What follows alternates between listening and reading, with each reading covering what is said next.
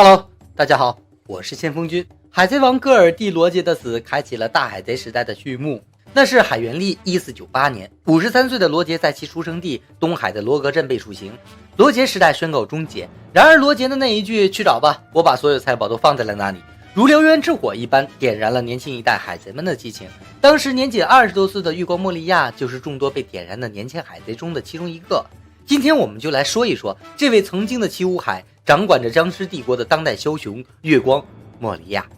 在罗格镇观看罗杰的出行之后，莫利亚与当时所有的海贼一样踌躇满志，意气风发，集结伙伴向罗杰的宝藏进发，梦想着能如同罗杰一样到达拉夫多鲁，称霸伟大航路，成为第2代的海贼王。然而现实总是十分残酷的，年轻且充满自信的莫利亚原本心中怀有无限的希望和对未来的憧憬，但在强者如云的伟大航路中，莫利亚不幸遭遇了最强生物百兽凯多。在寻找罗杰宝藏航路上的第一次滑铁卢，就让莫利亚惨遭团灭，伙伴全部被杀，自己的梦想被摧残得粉身碎骨。这件事对当时血气方刚、内心烧热、充满梦想的莫利亚来说，无疑是一次毁灭性的打击。从那之后，莫利亚一蹶不振，越来越消沉。他不再相信活人、伙伴什么的，因为活着他会失去。莫利亚开始将全部的精力和重心放在了果实的开发以及复活尸体的实验中。三怪人的加入使得莫利亚逐渐振作起来，重拾信心。尤其是有了天才外科医生霍古巴克的协助，让莫利亚僵尸军团迅速建立并成型。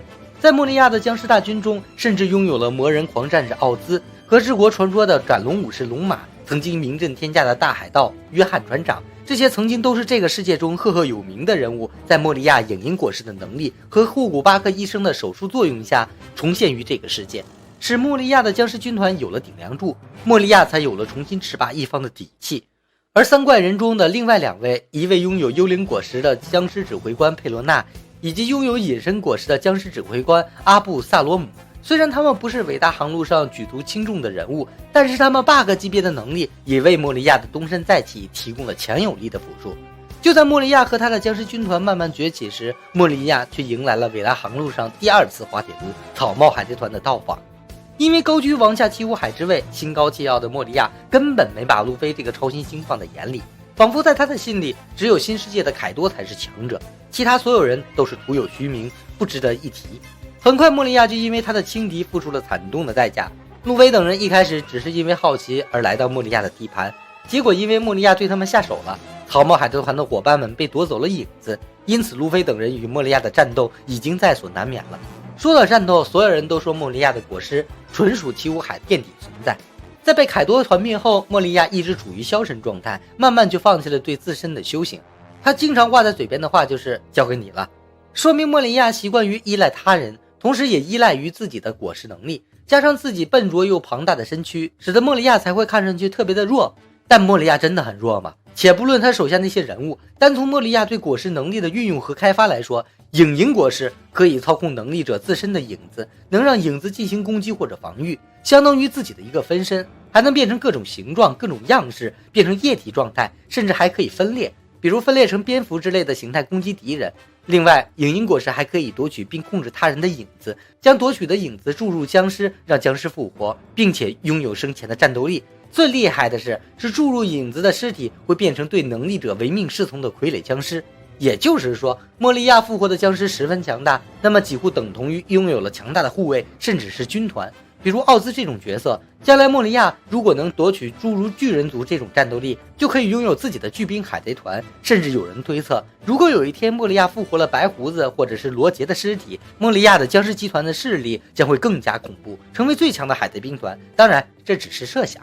莫利亚弱的地方是属于自身的修行和强化，导致莫利亚与路飞打的时候显得十分的无力。失去了僵尸和影子协助的莫利亚就好像失去了爪牙的老虎一样，显得非常疲软和被动。最终在路飞的猛锤中，因为吸收了太多的影子而导致过分膨胀的莫利亚被打败，并且自己珍藏多年的影子也全部被打出身体，回归给了原主人。莫利亚的势力再次被瓦解。顶上战争，莫利亚的表现也十分无能，基本上没立什么功劳，加上之前应对草帽团的败北，莫利亚在世界政府的眼中逐渐失去了价值。于是世界政府决定利用多弗朗明哥在顶上战争上除掉莫利亚。然而在多弗朗明哥率领和平主义者准备对莫利亚下手时，莫利亚却被隐身人阿布萨罗姆偷偷救走，侥幸逃脱了多弗朗明哥和和平主义者的追杀。2年后，莫利亚悄悄地来到新世界，部下阿布萨罗姆以自由撰稿人的身份爆料各种海贼新闻。也许这个狗仔想要获得更多关于海贼们的猛料，结果挖新闻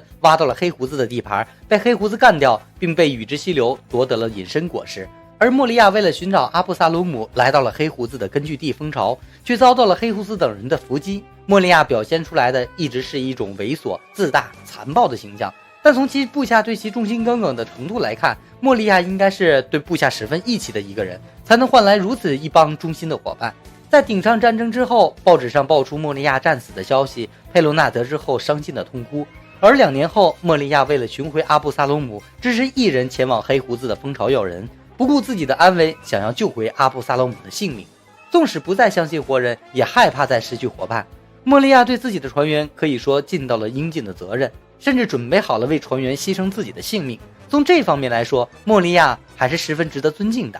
黑胡子伏击莫利亚后，并没有将他杀死，而是向莫利亚抛出橄榄枝，企图招募莫利亚为自己所用。从这一层面来看，能够从侧面证明莫利亚的实力绝对不弱。黑胡子向来是无利不起早的角色，弱者对于黑胡子来说就像过街的蚂蚁，黑胡子连看都不会看。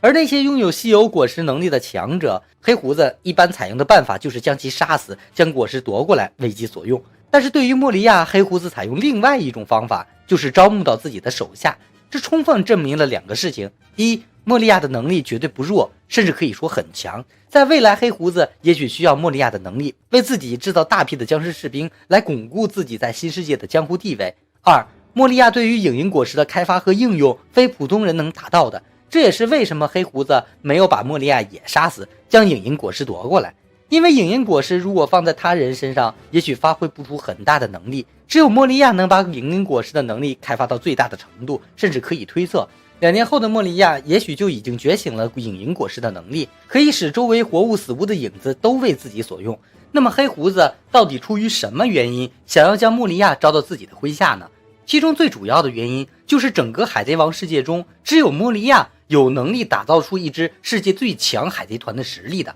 正如前面所说，影音果实的能力可以使使用者操控任何一个人的尸体，而这个尸体还保留着生前的能力。基于这个可能，未来黑胡子极有可能利用莫利亚的能力复活白胡子等世界强者的尸体，甚至还有可能复活原洛克斯海贼团的强者们，或者原罗杰船上的强者们。如此一来，以黑胡子海贼团的实力，加上莫利亚和那些僵尸王的综合战斗能力，恐怕未来黑胡子称霸新世界指日可待。最后，莫利亚应该是目前为止海贼王中表现出来的唯一一个几经大起大落的人物了。莫利亚一生只想为自己曾经失去的伙伴报仇，然而以莫利亚个人的实力来说，与凯多的实力还是有相当一大段的差距。那么我们可以推测，莫利亚如果想要对抗凯多，势必会接受黑胡子的邀请，因为在新世界，除了我们草帽路飞这样人格魅力和实力都很突出的人物之外，其他的海贼只有加入4皇或者5皇这一个选择，才能在风起云涌瞬息万变的新世界中生存下去。